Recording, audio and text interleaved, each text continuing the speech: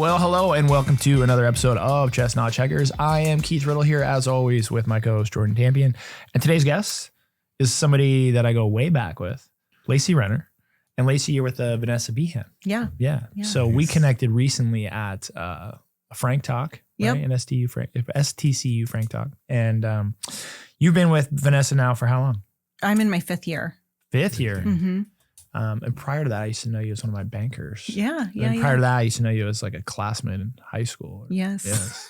So we go way back. We go way back. Natural connection. I have so much to say about some of that, but we'll dive into all of it. But I think what's one of the things that's cool is like you guys, you know, like when you see or meet people outside of where you're traditionally used to seeing them, right? Like when you go to school with somebody and then super funny. But like years go by, right? Yeah. Like 10 years go by and then you see someone, you're like, you know, you used to be little Billy on the school bus and now they're like, I'm the city councilman. And you're like, oh my gosh, what happened? How did they that let work? you do that? Yeah. So this is not me saying I'm really impressed with where Lacey's come to. Like, I'm like, oh my gosh, you made it. You did it. You did something for yourself. Right. Congratulations. But seriously, tell me a little bit about the journey to getting to Vanessa, because I think that's an important part of the story. Yeah, I think it is too. So let's see, this was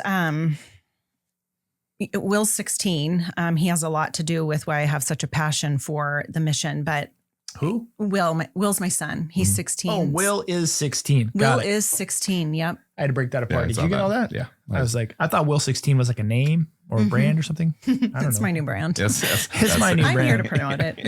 So That's what You can make t-shirts, hats. I'm envisioning it right now. So he was little and somebody invited me to go to one of our luncheons. It was actually Jessica Allen, a friend of mine still. She works at Washington Trust and I was at Washington Trust at the time. The luncheon is really a friend raiser. You know, it's a free lunch. We say, can you be a table captain? Bring 10 of your friends just so we can introduce the mission. And they introduced the mission. Will was little. And I heard this mother's story who didn't have any support around her when her kiddo was born.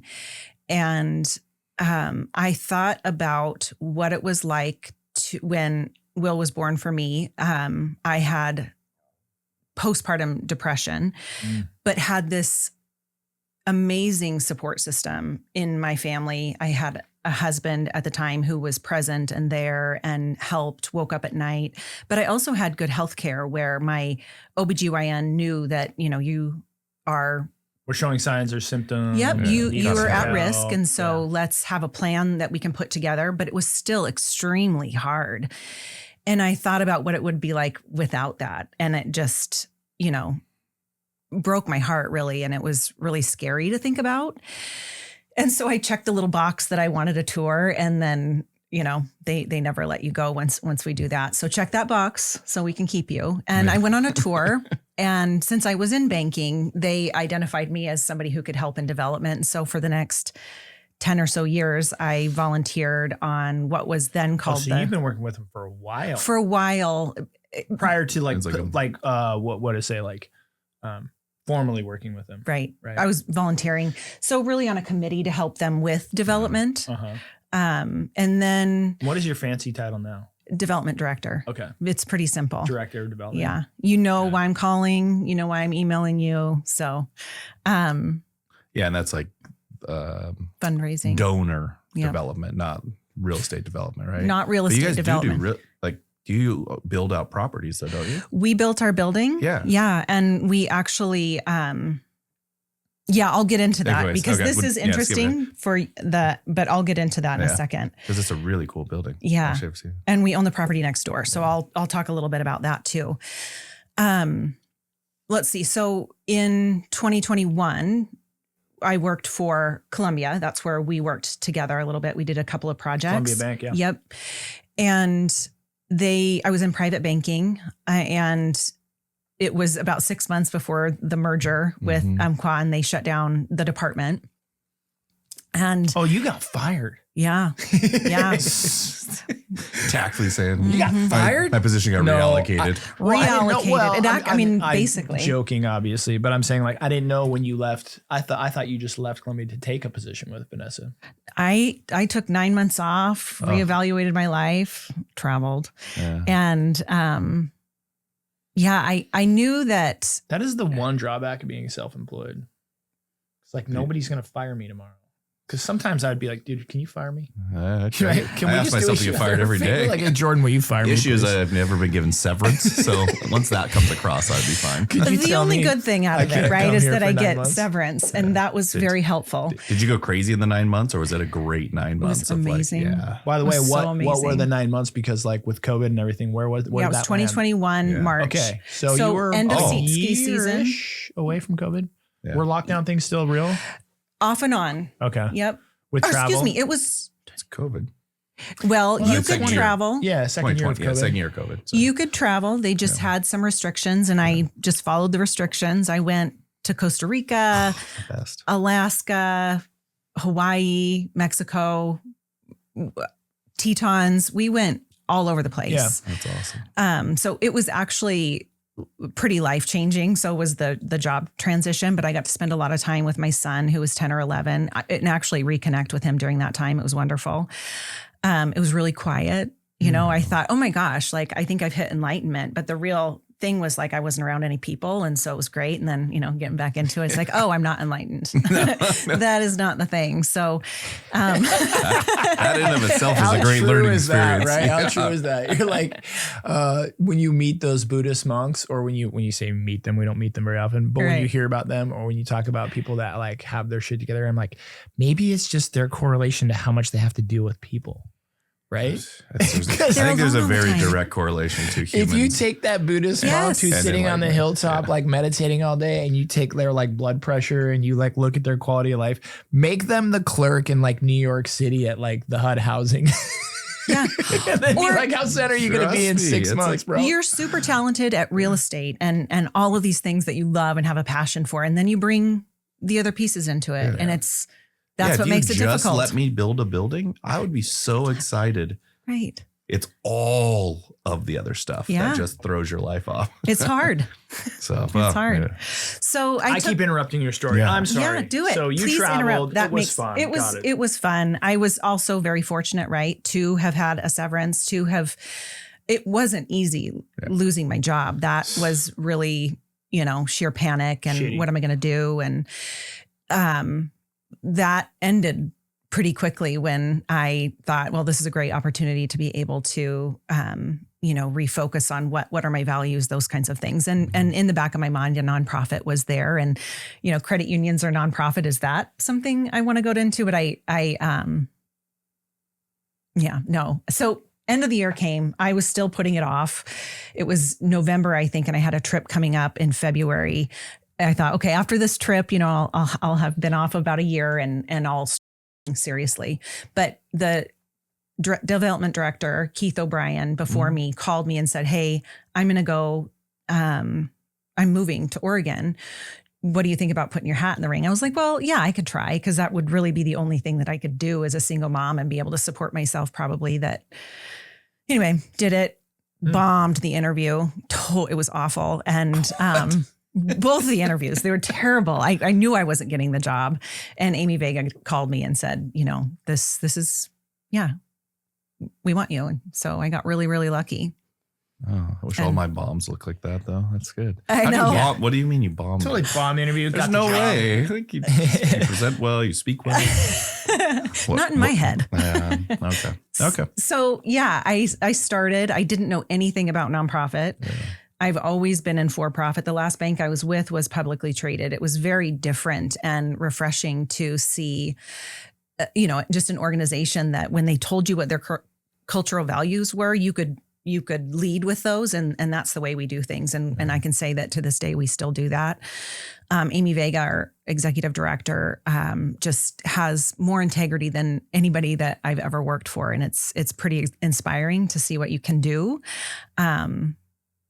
with that integrity and build a culture like we have. It's also like a pretty great mission. Yeah.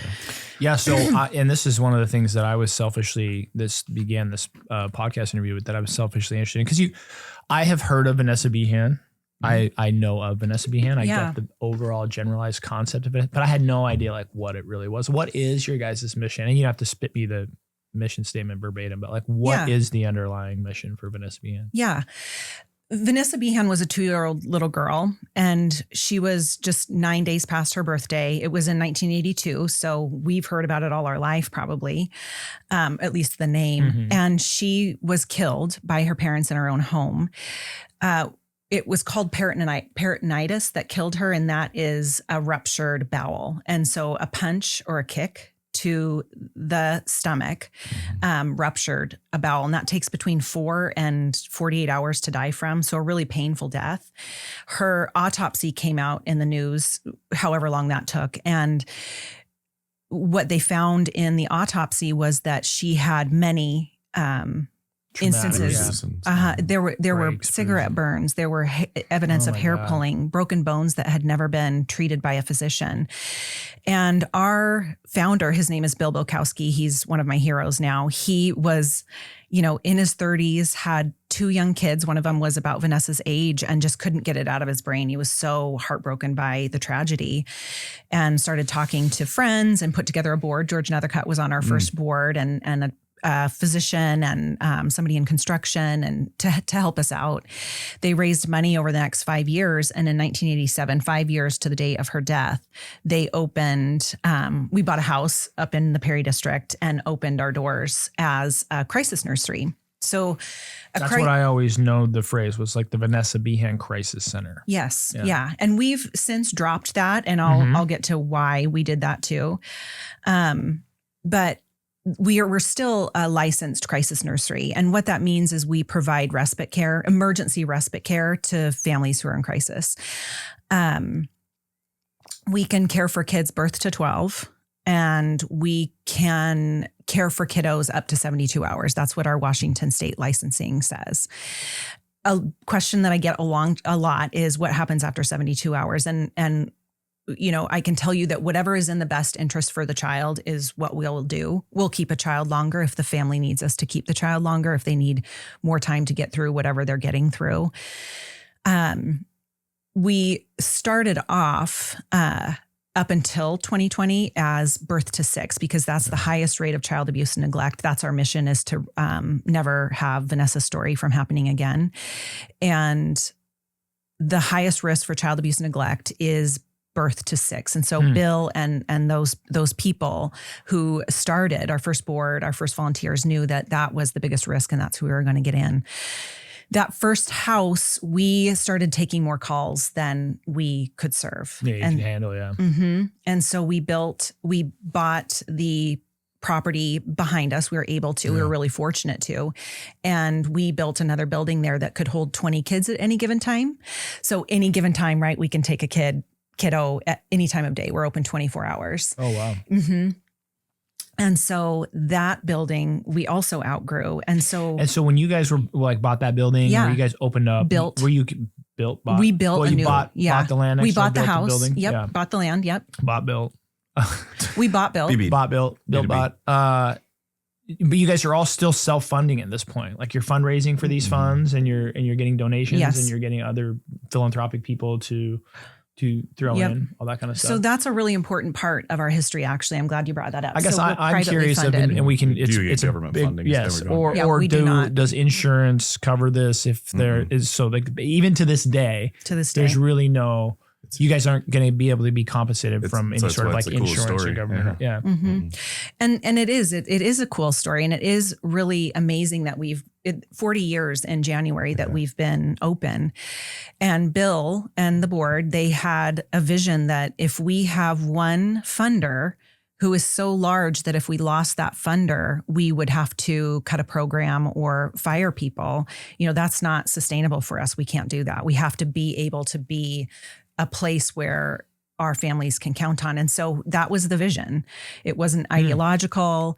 It was practical. And so we have this thousands and thousands of people in our community who've been supporting us for years and years and years. It's quite amazing.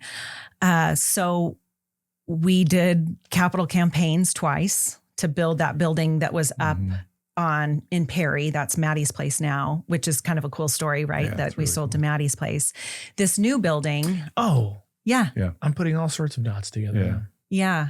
I did some You sold both volunteer. of I did those, some right? volunteer painting there. Maddie's place. Yeah, that's also we went up there like a year or so ago. And Good for you. We did some painting on the little house next door, like an older house. Yeah. Is that Yeah. like house Yeah. number 3? No, Or is that house number We 2? tore the Tore it house down. Yeah. Yep. And we couldn't buy any property around that. That's why we moved over here to Altamont and Sprague, Got ya. which it took us 7 years to find a property that would work, right? Our budget in nonprofit is very limited, despite the fact that we have very generous supporters. That project was about $11 million. Wow. And it was all funded locally. Well, locally, we do have some foundations that are national foundations that fund in Spokane, but the vast, vast majority was from local supporters here. And, Amy kind of took that on, said, we're going to find a piece of property, found that property. It was a bingo hall, an old Albertsons, tore that down and built the new building that can hold 60 kids at any given time. So right now we're serving at our max about 28 kids at any given time. And what's keeping us from being able to serve more children is our budget to hire employees, which could get even harder if wages go up. That's our biggest. 85% of our budget is paying the Salaries. workers that answer the phone calls for families and that are caring for the kids. So we need to grow our budget by about another $1 million a year in order to serve the current need. We're working on that right now. Do you get any city funds? No. Seems like such a good city service that. So let me jump in real quick. Yeah, do it. Context myself. It's horrific to think about, but like, what kind of numbers are we talking about? I think people overlook this segment of the abuse to kids. Like, what percentage of a Spokane population are we talking about? That not that you serve, but that if you had unlimited dollars, you could serve. Like from the calls you can't take, from the people you can't house, from the. Right now, I can tell you what I know. Yeah. Right now, we get 11,000 calls per year for care. And we're able to serve about 7,000 of those calls. So we're turning away 36% of the calls. We don't have a budget for marketing, which means we're not marketing to everybody in Spokane to know we exist. All of our clients come in from word of mouth. And so we're in schools, at resource fairs. We're talking to physicians, OBGYNs, pediatricians to let them know we're here. And so they're referring people in. CPS, they also refer people in. It doesn't mean they're CPS involved necessarily, but if they come across somebody who the police department has called and said they're living in their car, they'll refer them to us too. And then friends, right? Friends will say, hey, go use Vanessa Behan. They're non-judgmental. You can bring them in. So if we were to advertise, right, we'd just turn more people away. Yeah. So we haven't started that yet. I'd love the day where we could have a billboard that says, are you an emergency? Yeah. Do you need help with your kids? Call Vanessa Behan. Protecting kids from those scenarios is exactly what we need to be doing right now to prevent some of the suffering that we're seeing in downtown Spokane. Yeah. And then is that all Spokane County that you serve? Or We is there serve anyone. anyone? So you could be Idaho.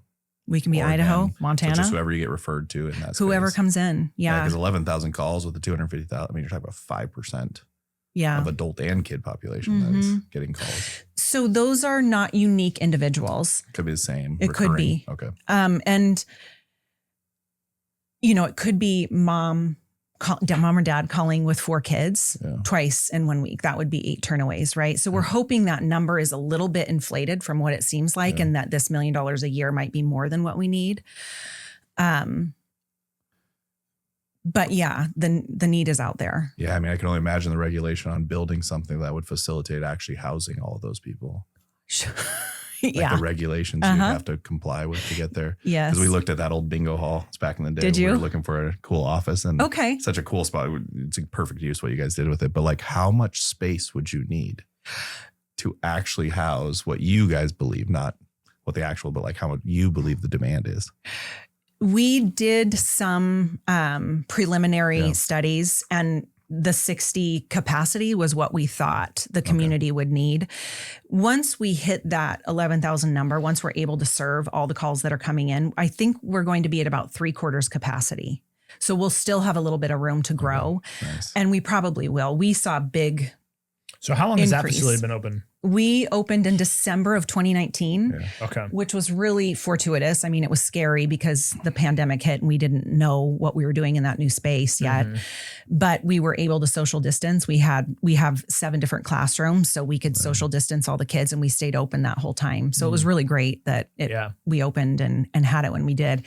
And that day that schools shut down in March, that was when we decided that we were going to start serving up to 12 years old, which is a very different demographic, especially when you think about the population we're serving. But once you get into those older ages, they understand more what their families are going through, and they might be hitting puberty at that time when they're with us. So these conversations that we're having with them are more adult conversations, what their families are going through, and how do we respect how the family wants us to talk about it? How do we make sure that we're keeping the kiddo safe and making sure that it's kid appropriate? So, it was a pretty big learning curve there at first, but that still remains only 14% of who we see are those older kids. We want them to be in school. We want them. I was going to say, I wonder when you said that number was like, 0 to 6 or birth to 6. Yep. I wonder if it's because it's 6 is about the time they go to school. Yeah. And so if you have an abusive scenario, at least they're getting out of the house To the school,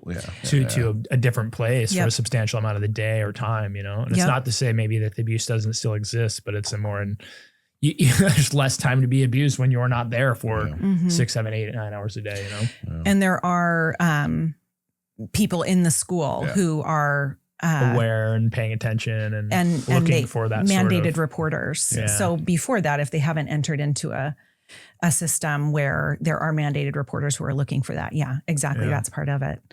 So we'll see kiddos now that are we want them to be in school. We work with the family to try to find transportation for them. We don't provide transportation; it's a little bit too much for us, but we'll see kiddos that are getting kicked out of school, getting kicked out of daycare. What we are really good at is serving the population. Anybody, we'll serve anybody. We could all call, but we serve the population that happen to be those who have grown up in trauma. They have ACEs. You and I talked a little bit about ACEs. Maybe I can get into that here in a second and talk about why that happens. But they have the bigger behaviors that our schools really aren't cut out to help with, right? So they'll get potentially misdiagnosed with things like oppositional defiance disorder or something, but it's too much for one teacher to take in a class of 30. So they'll end up with us. We had this 8-year-old boy come in and, just really had been rejected everywhere he went. School can't handle it, right? It's not their job to handle something like this. He flips furniture over, he throws things. And that's the other part of that demographic you're talking about, birth to 6, whereas that demographic between like 7 to 12, they're bigger. They're stronger. Yep. They're, potentially a little bit more dangerous or volatile. Yes. You know what I mean? Also probably, even though they're older and more mentally developed and able to cope in some scenarios with it, they also have lived with it and also might, having the outbursts and having behavior that is more damaging because the younger ones a lot of times still don't understand it. Right. So you're not having to deal mentally or you're not capable of dealing mentally with like, why is this happening to me? Or what does this mean? Or making meaning about it when you're 4, 6, not that they don't, but I'm saying like, you're not going to see that outward expression of like a 10-year-old who feels that rejection and then makes a meaning of it about themselves or then is projecting. And then you start to have these kind of like compounding issues, I would assume, in that sort of age. So that's a good segue actually into talking about ACEs. So ACEs are adverse childhood experiences. Have you heard the term before? No, I have not. No. Okay. No. There was a study done in the 90s and I'm going to start with the negative. There's really important work on the other side, but ACEs, they were doing research really interestingly on what causes obesity. And they found, and sorry to interrupt, just to break it down. ACEs is what? Adverse childhood experiences. Experience. Yep. Okay. We're really starting to embrace them and look at how to offset some of the long-term health effects. Like just growing up on a farm an ACE. It is not one of the 10 categories. I can't. It's the 11th. Yeah. Unspoken. Yeah. We're thinking of adding that one. Yeah. Okay. Farm kids. So, adverse childhood experiences. Yeah. Got it. And within this study, okay, I'm gonna stay within the study as we're talking. So this is all the scientific data. This has been reproduced many times now because it was back in the 90s that it was done. There's 10 categories, and they range from things like the 3 types of abuse: emotional, physical, sexual, neglect, emotional and physical neglect, a divorce in the family, incarceration of a family member, substance misuse in the home, mental health issues in the home. So the number of these ACEs would correlate with later health impacts in their adulthood. So those would be. I was going to say, I feel like everybody's got ACEs at this point. Okay. Yeah. Right? And it's under 18. Sure. But you're right. Yeah. And hold on to that thought. So the number of ACEs is directly related to other health issues like depression, anxiety, substance misuse, but also diabetes, obesity, heart disease, all of these things. And if you look into it, it's fascinating reading, actually. So like you said, we all have ACEs, or not all of us, but when you consider divorce as one of them, there's a lot of us that have a few ACEs maybe. Yeah. Or substance abuse, or what do you call it? Like, is smoking cigarettes substance abuse, right? Is tobacco, obviously when you start to getting into families and stuff, and it's like, it's not uncommon that there's drinking that's involved, or there's a divorce that's involved, or that like neglect. Like, well, how do you classify neglect, right? Like, I feel like there's a lot because adults get busy and things happen. So like, yeah, we all have. I don't think there's any family that's unscathed of any sort of like crisis or times of duress, and then obviously that shows up or manifest for the kid differently, because of course your needs are going to be kind of shoved to the bottom of the list, right? Or not attended to. It's like, dad just lost his job and mom's working too. Like, like we're not really concerned about whether you're feeling loved or, appreciated. Maybe you should, because we don't have the capacity right now. So, so hopefully there's people that have 0 ACEs. There are people who have 0 ACEs. Most of us don't. And most of us know somebody in our life who has 5, 6. I already hate them.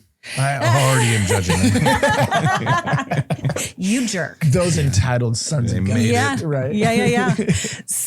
So you think about what an ACE is, though, and you hit the nail on the head that this is this period in time. It's not happening in a vacuum. When a family gets divorced, for example, there's something that led up to that, and there's some after effects of it. Yeah. If there's an incarcerated parent, there's probably something going on before, and then there's a single parent afterwards, and that child is without a caregiver. Yeah. So these things are happening in a long term, right, impact on these children. And so what you see when a child is in these situations, and why we see children who have these bigger behaviors or these large emotions that they don't know what to do with, is because their brains get wired in this environment that is stressful or full of crisis. It's natural. It's how we evolved as humans, right? Yeah. And so they're not getting their needs met in a healthy way. They're getting their needs met the only way that they've found is effective. So what happens is they build this, we call them highways and side streets. So they're building a highway out of that bad behavior because it's getting to the result that they need, which is typically connection, worth, safety, and there's a 4th one.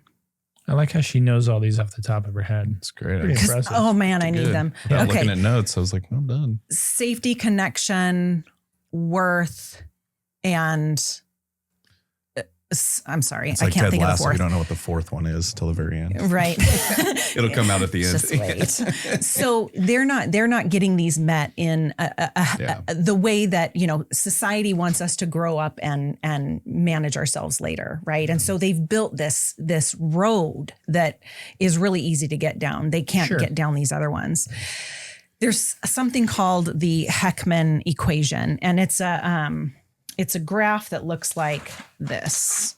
I think for those of you that cannot see this, I'm going to I'll sort of explain this. Oh yeah, to you. how do we do this? It's like, well, it's Hockey like a stick. reverse hockey stick. Okay. Starts high, and then as the graph proceeds, it's sharply declining and then kind of stagnates out. So this is age here, down on the Age on the x-axis. bottom. Yep. Is that the x? Yeah. Yep. Y-axis is dollars.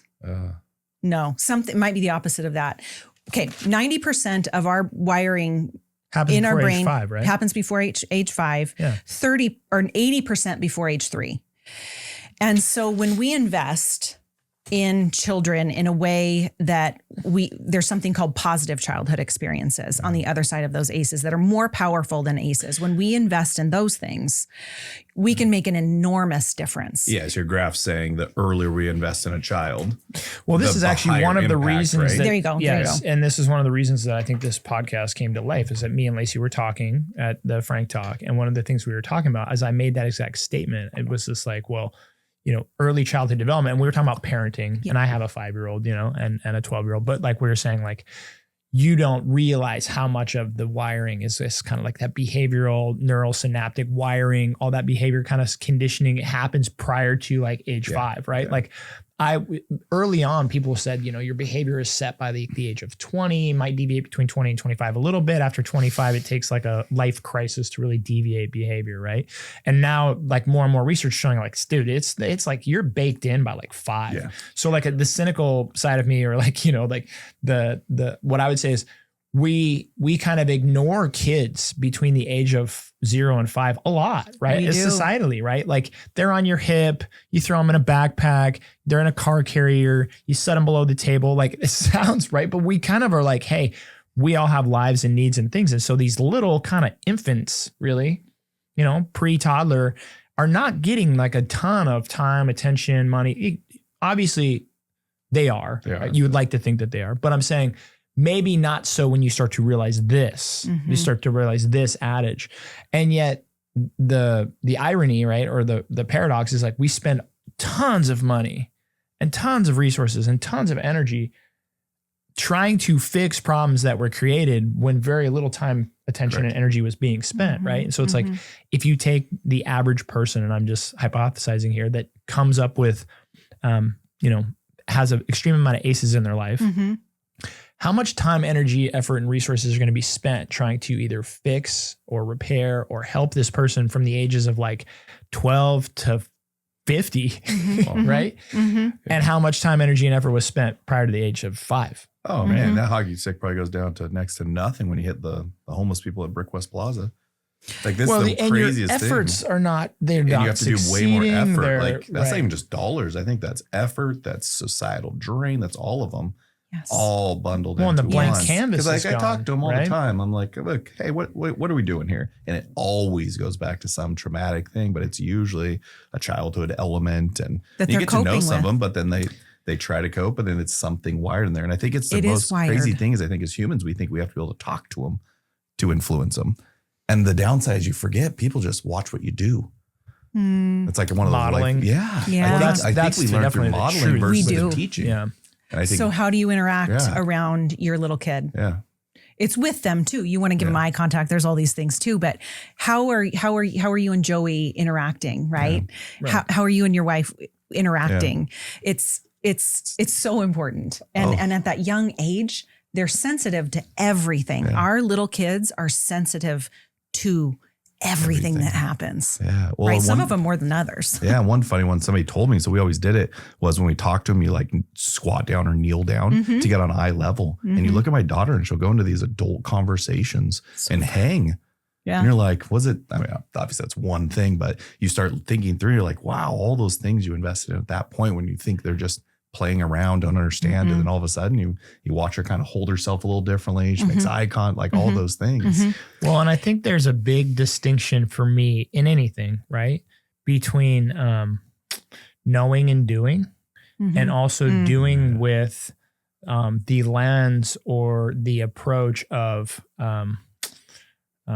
paying attention to how you're doing it. Yeah. So like just as a brief example, you could have really good parents that raise kids and they're going to model behavior for those kids that then those kids later on will hopefully or likely model, right? And yet they could have been doing it unknowingly. Yeah. I mean, they could have just been a good person and being an attentive parent. And so they model good behavior to their kids and then their kids grow up and kind of model that behavior.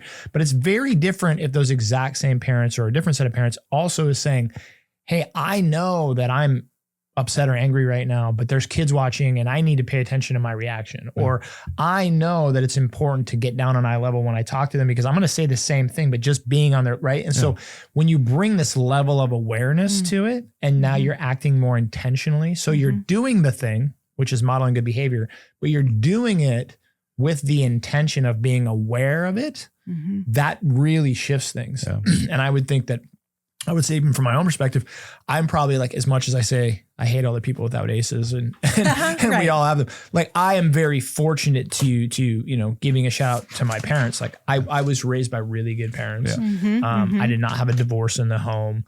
I had like a lot of these kind of what I would look back now as a middle-aged man and say fortunate circumstances, right? The benefit of having, but I can honestly tell you, I don't think my parents were aware or intentionally trying to be aware necessarily of a lot of the modeling they were doing it. They were just doing it innately, which came from their parents, which came, you know, so it's kind of that, I hate to say this is luck, but there's some whimsicality of like how you end up in life based upon the situation and awareness that you run into. We hear it all the time. Yeah. But to be able to kind of have this information come out. And so now like a lot of this is like, then how do you as an adult consciously and intentionally sort of model that behavior or being aware of when you're not modeling the behavior. Yeah, I know it's super hard. It's the most frustrating part. Like when I go to those, I'm like, we're just not far enough up the stream.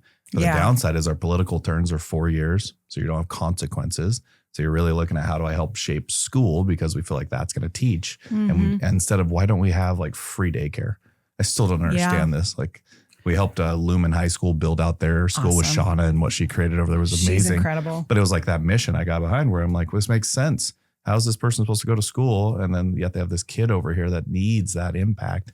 And then what we expect, now all of a sudden at age 6, they're together and then they just go to school and become a normal person. And you're like, no, you missed like the most important time with that kid. Yep. Yeah. It's just societally, I think we have that one backwards, but because there's no ramifications, there's no real test to say whether you're good or bad at age 5.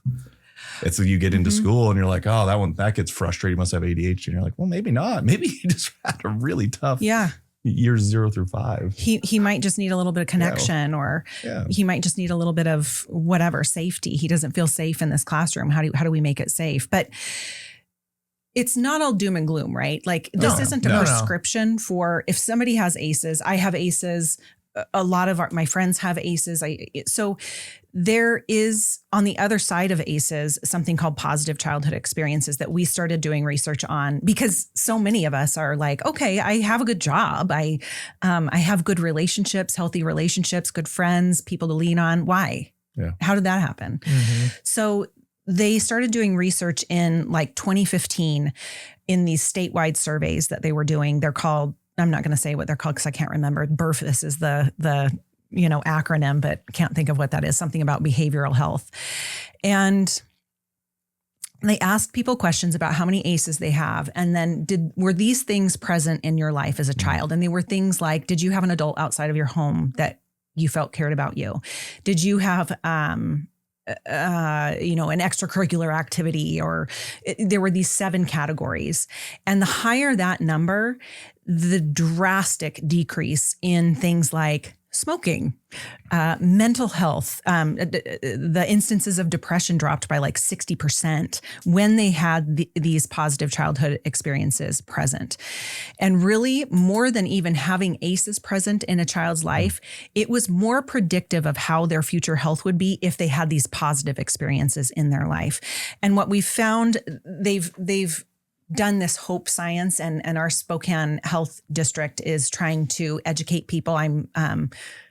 I'm a trained facilitator of this Hope Science now. So they're trying to educate people on these 4 categories that we can build into our systems that will help children. And I love that. Our program manager said, if I could just teach people one thing, it would be, how do we make our world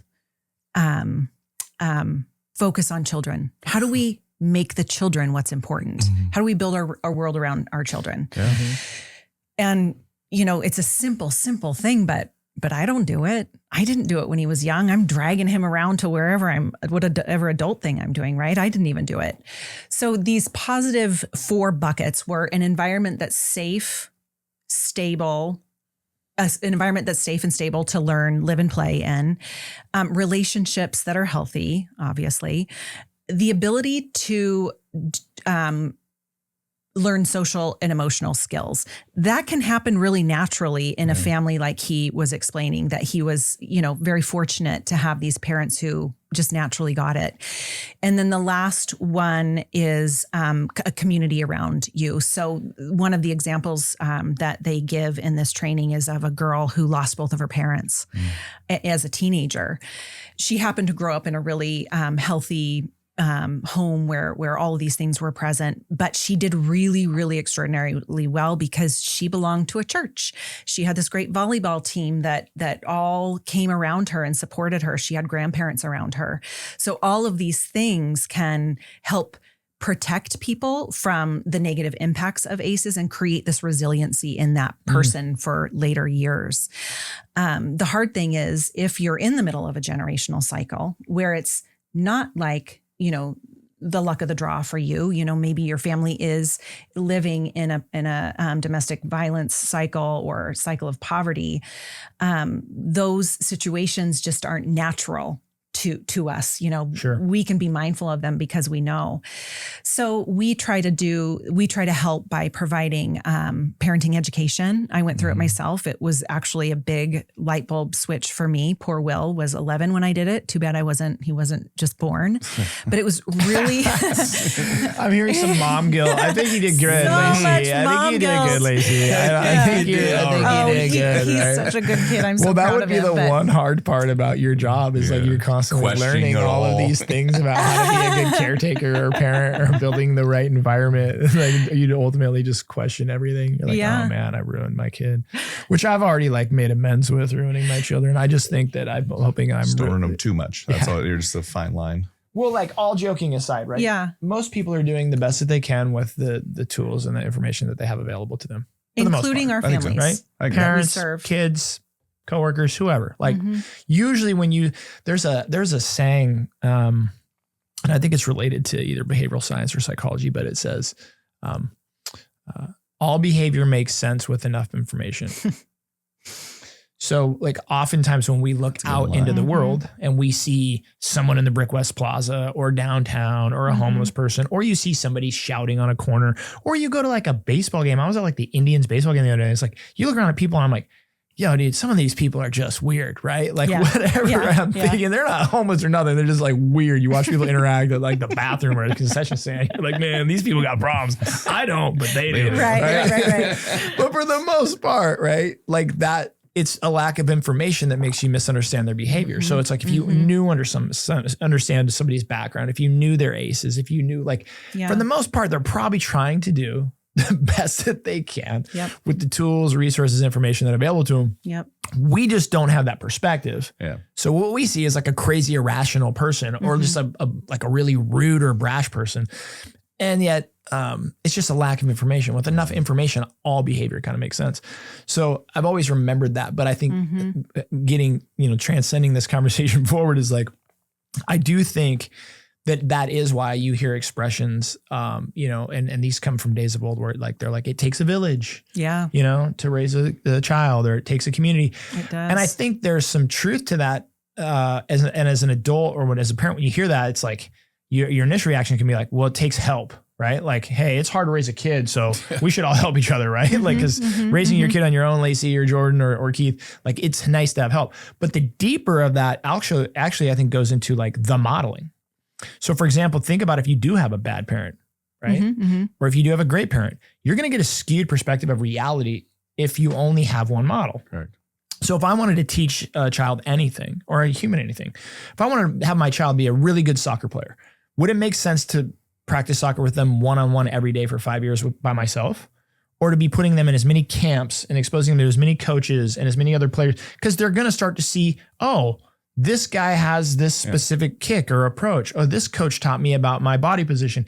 The more exposure they have, it makes sense that the more well-rounded or the more opportunity they're going to have to either eliminate the aces or have more positive experiences. Mm-hmm. And I think sometimes that growing up in a vacuum is the problem. So when I hear phrases like it takes a village or it takes a community, it actually makes sense. And I think that's one of the things that bringing this conversation full circle for me is like, as an adult or a parent, I see two things. One is I see this is a reason, and then my kids might call these aces, but this is a reason why a lot of times I force my kids into uncomfortable situations, or I don't necessarily ask their, how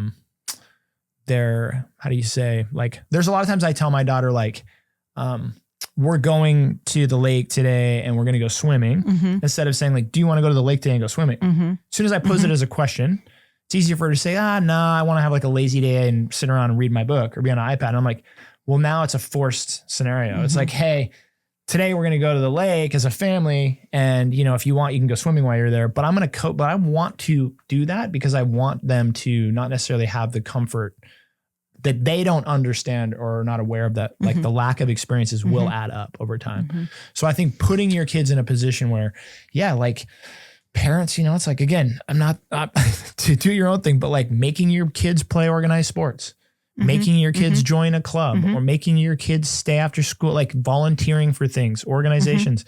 It may not be what they want, or it may not be what they value in the moment, but I think over time, those things add up. Yeah. So my fear there is there's not enough of that. And there's more to it too. What you're saying is you're not letting her get out of the hard things.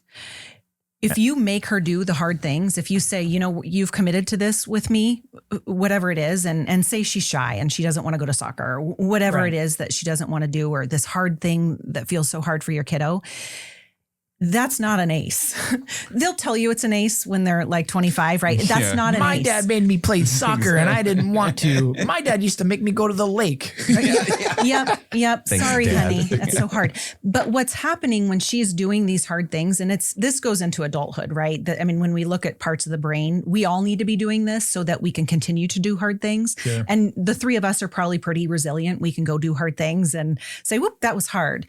So you are her safety net. You're her place to land after that goes wrong or goes right. Sure. You're the place where she comes. The whole thing about that we learn in parenting education is that there's this circle of security, and we're the circle. We're the hands on the circle. Our children go out to experience the world, and they come back to us for safety. And we're always there for them. Some of us as parents, we have a hard time letting our kiddos go out and explore the world. Helicopter parents, yeah. Yeah.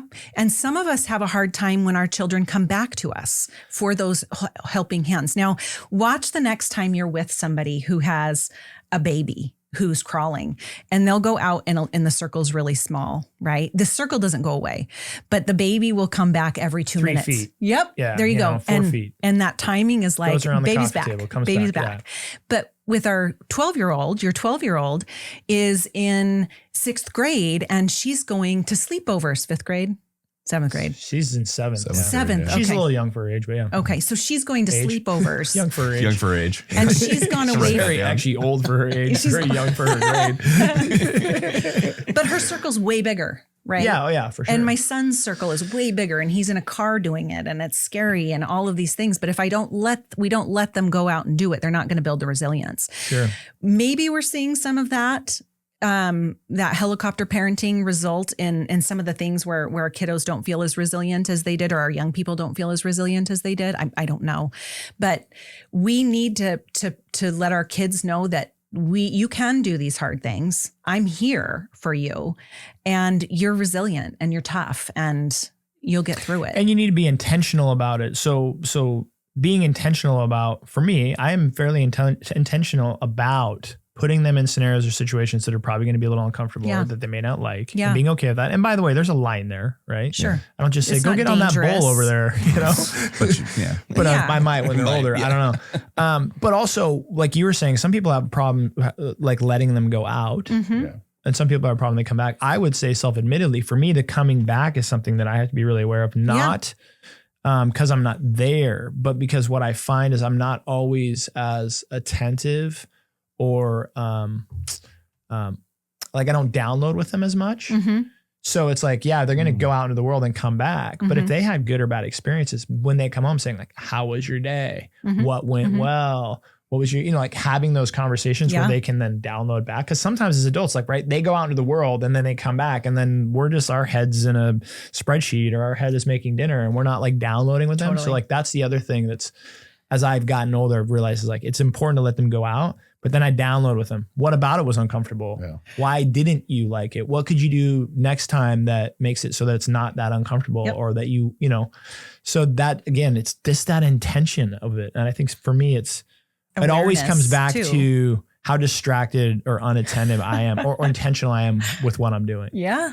You know, well, it's super hard, right? You built a life where you have a pretty flexible schedule. Think about the ones where you don't have that. And have multiple you don't even jobs. Have the opportunity to download. Like that's where I think it hits more is then a kid goes out, experiences that and comes home to nothing. And it was hard. It was anxiety producing. Yeah. Well, and the same experience can land very differently. Yes. Depending on the download. Yes. Right? Well, the download I think is key. And I think that's the piece that's misses in this is that there's not always the chance for a kid to come and be like, look, this happened to me today and we can talk through it. Like it's just. Right. Like I went to a friend's house today and I saw their parents get in an argument and it shook me. Right. It rattled me because I don't see parents talk to each other like that. Right. Them coming home and downloading that with you and you walking them through like, hey, like this, not everybody's the same, blah, blah, blah, is very differently than them going down in their bedroom and trying to figure it out by themselves with a 10-year-old brain. Right. Or not at all. And it just soaks in. And so it's the same scenario. It's a very different outcome based on, I think, that download. Yeah. Like Logan asked me about suicide. There was some show where the dad died. Didn't mention it. Just happened to be like, yeah, my dad killed himself in the show. Yeah. And then like, it was like 3 minutes later. She's like, well, will you guys ever do that? What a scary thing for a kiddo to. I think of how long she processed that for a while of like, wait a second, some people could just go do that. And I was like, man, if you weren't there or didn't prompt it or pause it. And so it's such an interesting one to like retrospectively look back on how many times I just, no, they'll figure it out or there's no issue because she just internalized it. And I realized we have a very internalizing child that just processed and then. In what way? Yeah. You know, how is she thinking about it? Exactly. I like what you brought up though, when you talk about families who don't have the opportunity, don't have the skills. Maybe we parent the way that we were parented most often. We try to be aware. We try to be mindful and find the right opportunity to be able to download our child. That's that social emotional piece, that to build those social emotional skills, right, is to come back to you and say, I was really scared when they were fighting. I didn't like it. Yeah. Okay. Yeah. That is, I would be scared too. That is a scary thing when people yell and fight like that. So you get to be there for them, to hold that space for them, but also to be with them during that emotion and regulate with them. We do that when they're babies naturally, because with our lower heart rate, we can lower the baby's heart rate, right? They're just so sensitive to every little thing. But yeah, there's families that we're serving that they work 3 jobs because when they lose one of those jobs, they have 2 to come back to. They're not downloading with their kids, right? And so we've built our program to maximize every moment that a child is with us. That's cool. It's really cool. So, you know, we have opportunities and it's very simple. It's just not easy to do for all of us parents all the time. So it's very simple stuff like you're talking about, eye contact and listening and playing. It's so important, right? To a kid, that's how they're learning, is by playing. Yeah, we can't play until you're out of survival mode.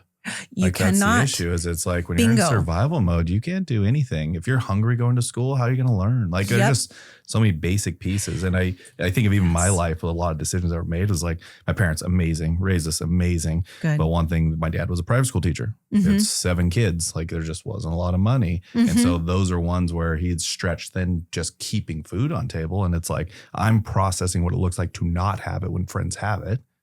And then I'm processing what I don't want. So instead of having a conversation with them about it, it was like, no, I don't want that. Instead of understanding, it was never the money wasn't ever the issue. And it's just like simple things like that, where then all I saw was, how do you work hard? How do you outwork something? And so there's 2 sides to both those coins, but I think it's that inability to decompress or download. Right.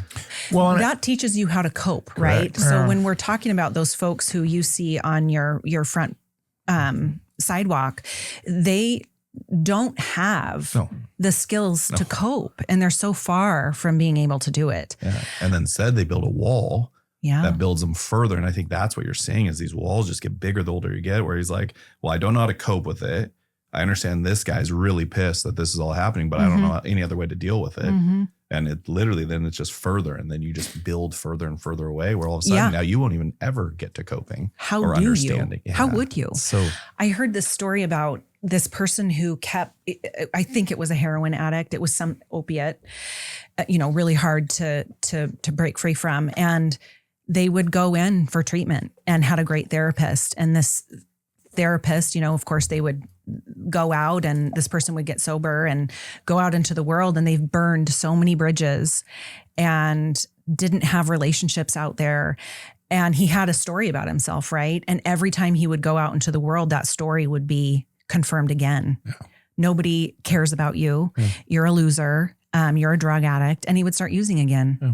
And if you don't cope, it's the narrative, right? It's the internal narrative. And that narrative a lot of times is built, again, sub-age 10 years old, a lot of times sub-5. And you start looking for it though. But, right? You see so much everywhere. of that in behavioral therapy and even in like neurolinguistic programming. Like we are meaning-making machines. Human beings are meaning-making machines. And we will meaning-make the meaning that we think we need to make, right? So survival. Right. Seek and you shall find. Right. Yep. There's so many of these little underlying undertones of life wisdom and little cliche phrases that we hear. But it's like, if you feel lesser than, if you feel like you're not valued, then you'll go into the world and you will find information that will support you being lesser than. Every time something happens where you take the short end of the stick, is because I'm lesser than. Like, and every time you're reiterating that programming. And if you flip it, you'll also find the same amount of that I'm worth it. And so it's really important. And I think that's where I go. So it's like, to the listeners right now, like what I'm taking away from this and just want to share is like, it takes a village. And so for me, that concept is twofold in the sense of like, raising kids is hard. And so help each other, but also, we all need to be the models, not just for our own children, but for the community and for other children. Right. Yeah. And personally for me, me and my wife had our second kid later in life. Yeah.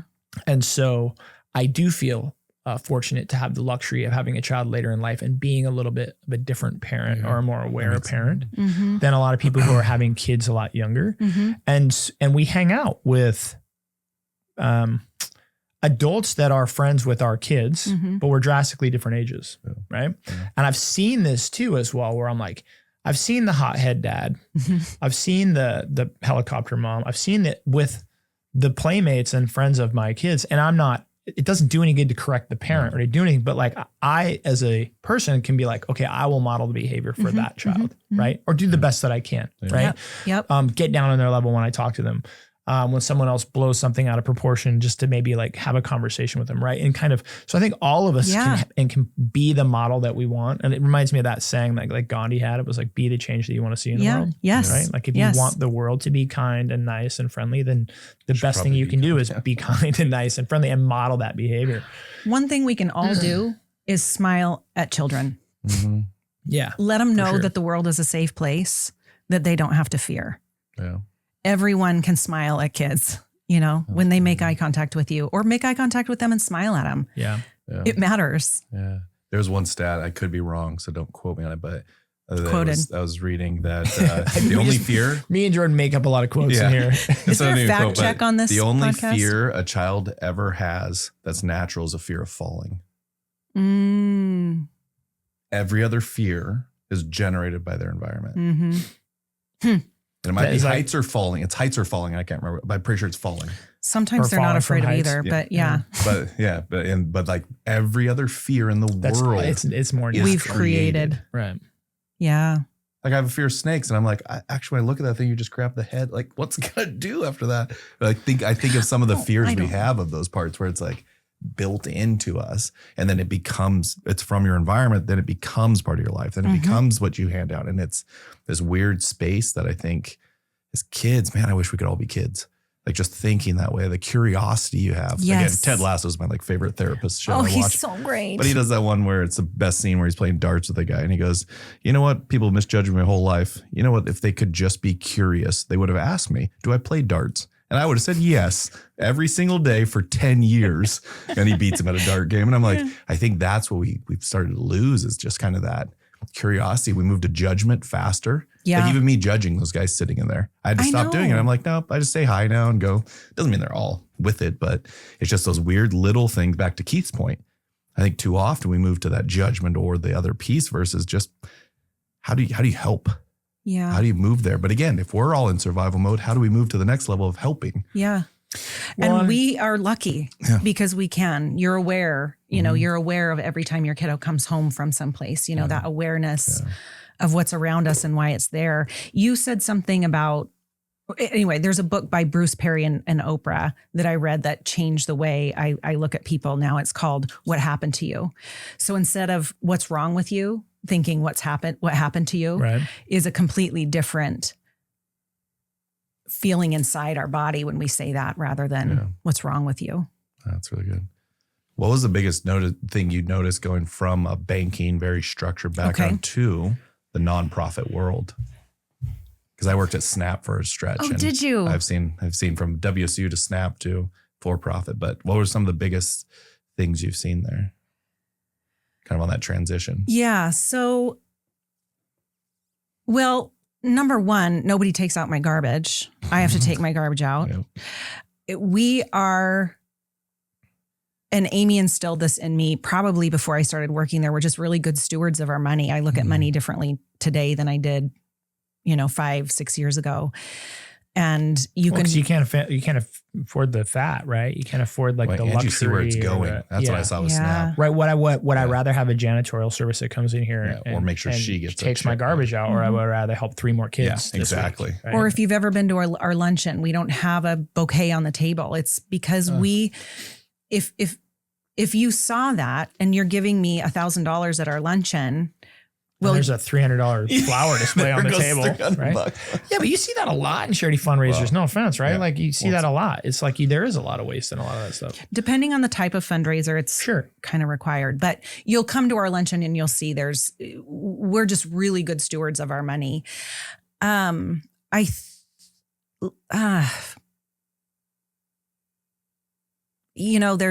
a lot of it that's very personal for me. It's easy to go to work. Oh, yeah. I don't not want to go to work. I know that not only are the people that are really near me counting on me, but so are the people who I'm supposed to be leading or counting on me.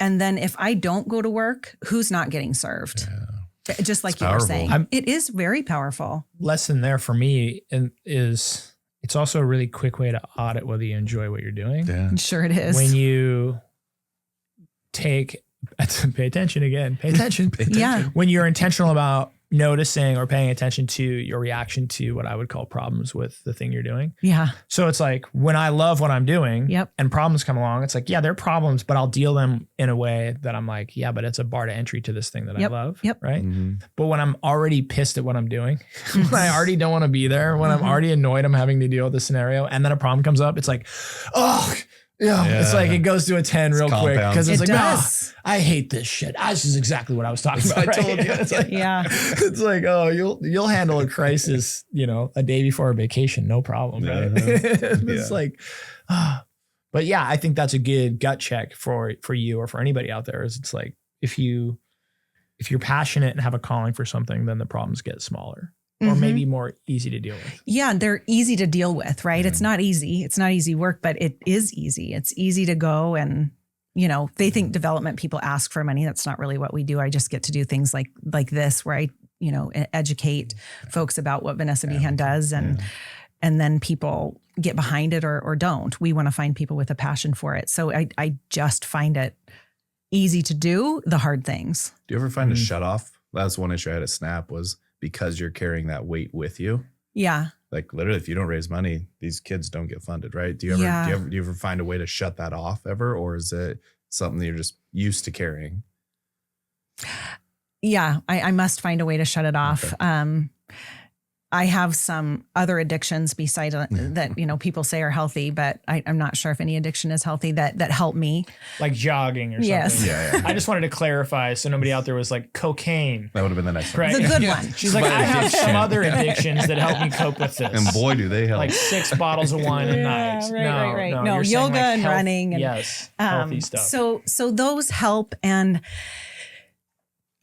I don't know if I should say this. The community is amazing. Yeah. We start off at zero every single January. Yeah. We say our budget is $5 million. We make $4,900,000. You know what I mean? We somehow managed to get to that number. And, I never knew. I believed so it's not too different than a normal business. Feels like kind of. Yeah. But there is something miraculous. I that might sound a little trite, but there's something miraculous about doing the right thing all the time. Yeah. So every year we've been able to meet the budget, knock on wood. We're not rolling in the dough. That building was paid for and that's it. Yeah. So that's really cool though. It is really cool. Yeah. But that's typically what I see a lot of nonprofits lose is they start with the passion. And then the passion doesn't pay the bills. Yeah. And then it fizzles from there because there just wasn't a structure that allowed it to sustain. But Amy's 40 years is I had good. a good friend Amy's of mine. got a good business sense. She's been the executive director for 30 years. She is a business person also. She's very talented. No, I was going to say, I had a good friend of mine tell me once, and it's changed my perspective on where I choose to donate or give or do that kind of sort of charitable stuff in my life where there's a natural inclination for a lot of people to have a passion for something or something in the community and then want to start a nonprofit or want to start like a thing around it. Like there's homelessness. So I'm going to start a homelessness nonprofit. And it's like, well, yeah, but there's already 40 homeless nonprofits. Like you might be better off spending your time and energy and resources supporting them or helping them.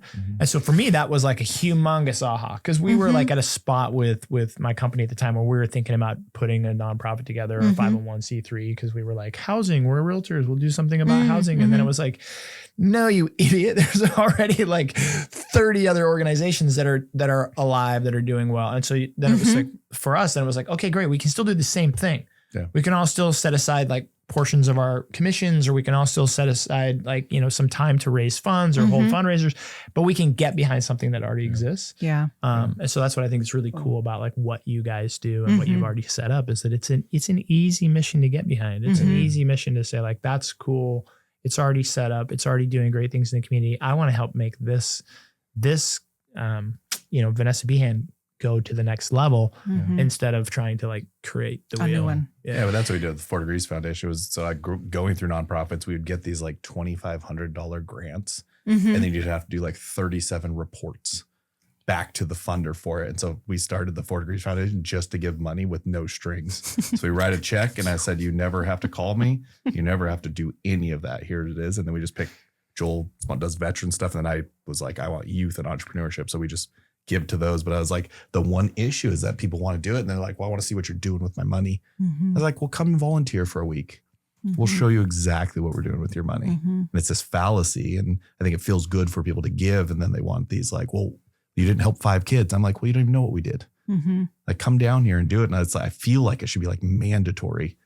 You know how they have like community service hours, like to go volunteer at some of these. If you really want to be a part of the community, like it's fascinating. I mean, you guys are awesome. It's like, do you want a contractor who just started working on your house? Or you want somebody who's been doing it for 40 years? Mm-hmm. Like it's not rocket science. Like we don't need to reinvent a wheel. We need to fund the wheel to make it roll. So I think your mission's good and what you guys do is amazing. So and we believe strongly that, you know, if we start looking upstream, like you said, and taking care of kiddos, we're not going to see so much suffering downtown. We're not going to have so much mental health. We're not going to have so much to cope with. Yeah. Get them while they're young. Get involved early. Well, I mean, there's some truth to it. It is. Don't wait for the poor behaviors to manifest before you start to do something about it, which I think, again, it's all education. It's because we didn't know, right? Like people ask like why people did stuff. Like I have it's like generationally, like the generation before us, and maybe even a couple of them smoked a lot more, right? People just smoked cigarettes. And it's like, now it's so easy to look back and be like, well, why would they do that? Right. It's so dumb. And it's like, well, they had no idea. Yeah. They had no idea the negative, Just you know, and even as obvious as it can seem to you afterwards, it's like at the time, it's like, they just didn't know any better, you know? And I think it's the same thing, which as the cool part about what you're talking about and what we've talked about today is like, the awareness around like how young this stuff happens and the behavior starts.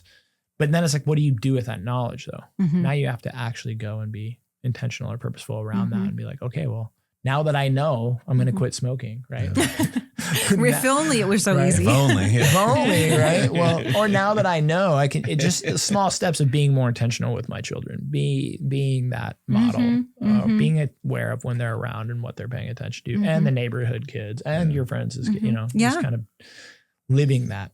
Yeah. I think you say this all the time, but I think it's also just like calling to people, especially when you're in your own survival mode, is like to get out of your own is go spend a day helping someone else. Is that what you said? Ed Milet or Anthony Robbins, Tony Robbins, smart dude. And it's just I like love one him. of those where like maybe that's the change we all need. Spend like one day a month where you just go help somebody else, and I think there's a lot of benefit in that stuff. Yeah, he says the cure, the primary cure to most anxiety and depression is the primary cause is a hyper focus on oneself. Yeah. And the primary cure is to shift that focus to someone else. Yep. So you worry less about your hunger when you're serving people food, right? You worry less about your own problems when you're trying to solve other people's problems. So it's like, if you find yourself stuck, depressed, anxious, whatever, he's like, go volunteer for somebody who has it worse than you for 2 weeks. And I promise you, your pain, your anxiety, your depression will get less. Better. Yep. Because it's too easy to get caught in that loop of a hyper focus on oneself and one's problems. Wise words. Yeah. Well, he's a smart dude. Yeah. You know? He is. He said a few good quotes. He's a smart guy. Time to time. Well, Lacey, thank you so much thank you. for coming here today and sharing your message. How can people get involved though? Besides going to the luncheon. Going to the luncheon. We do have a lot of events because we've been here for 40 years, but volunteering right now coming up, we have a golf tournament. It's called the Rosars and Franz Open. Really fun to volunteer at. You'll start seeing that on our website and our social media. And we need childcare volunteers. We can't count them in our numbers for the number of children that we serve, but they're super helpful. You know, we have a 4-to-1 ratio, really low. 4 kids were, I should say 1 to 4. So 1 caretaker. But if we have volunteers there to help hold the babies while we have 3 other kids, it's super helpful. And I always need volunteers at our events. So I think the biggest way, if you're curious about what you heard today, is come in for a tour and we can show you a little bit of how we do it, what we do. It's the best way for us to really communicate what we do, because it is a little bit, so you're just taking care of kids once in a while, but you know, the average kiddo comes back and visits us about 7 times, and that's the average. So sometimes 52 times is how many times we see a kiddo. And then they usually stay with us on average about depending on the month, but 11 or 12 hours. So come in, see the place, and you know, find where you fit. Yeah. You guys have like just literally Donate. like volunteer baby holders. We do. Dude, I think that'd be a sweet job, bro. And you don't have to change diapers. Yeah. You don't? We don't let you change diapers. Oh, I got you. That's like a 'cause sweet one. It is. thing or whatever. Yeah. It's the best. Sometimes I get to do it I on could totally do that. when they're putting the kiddos down for nap. They need extra hands. See, me and my wife talk about this because she prefers like, you know, the glory of being a parent when they're like out of diapers and like car seats. And they're kind of like little self-sufficient humans. Like they're still kitty enough that you love their hugs and smooches and to play with them, but you're like, hey man, they're not, I like infants. Like I love So do like I. 0 to 9 months, 0 to 12 months. Like before they can crawl or walk or talk. Like, and I love that phase for me. And she's always like, you're crazy. Like, why? That's the worst. And I'm like, because they're so innocent. And like, here's my big thing, like non-judgmental. You could be the absolute worst POS in the whole world. And you go hold like a 6-month-old baby and they don't care. Yeah. They're literally going to look right into your face and your eyes. And it's like, if you smile at them and you, whatever, say goo goo gaga, like if they feel warm and safe, they can look at you, can be like the worst human being on planet Earth and they have no judgment, right? They have no judgment. They're looking into your eyes. So I think that children like that always make me feel better. Cause I'm like, you know what, dude, like whether it's a niece or a nephew or a friend's kid, like anytime I get a hold of a baby, I'm like, we immediately connect. Cause I'm like, yeah, you know what? Like I hate half the adults here. Yeah. But like you and me are cool. We're great, man. They don't like me either. Right, you can fall asleep on my chest and we can just chill here. You and Joey are kind of role switched when it comes to, if I can be a little cliche or use stereotypes. Usually you like them when you can play. And she liked it too, but I think, sure. She prefers more like, I don't know, arts and crafts. And she likes doing like kids' birthday parties. And, you know, for me, I'm always like the screaming, the noise. And then they all have opinions. I want to do this though. I'm like, do you know how to fill up 75 water balloons? Yeah. Okay, please. You're on it. Right? Paid supervisor. No, I appreciate this. Thank you. Thank you for having me. And like you said, yes, donations are what we need. Yeah. Financial donations. I think we can. The way we operate. That's awesome. Sweet. Thank you. Thank you. Thanks, bro. All right, you guys. Thanks for listening to today's episode. While you're out there, would you please do us a favor and give us a like, subscribe, or a follow, whether you listen on Spotify, iTunes, or YouTube. We'd really appreciate it. Also, if you don't mind while you're there, give us a 5-star review. Maybe write a review. If you have a favorite episode, feel free to give it a like. Thanks for listening. We really appreciate it.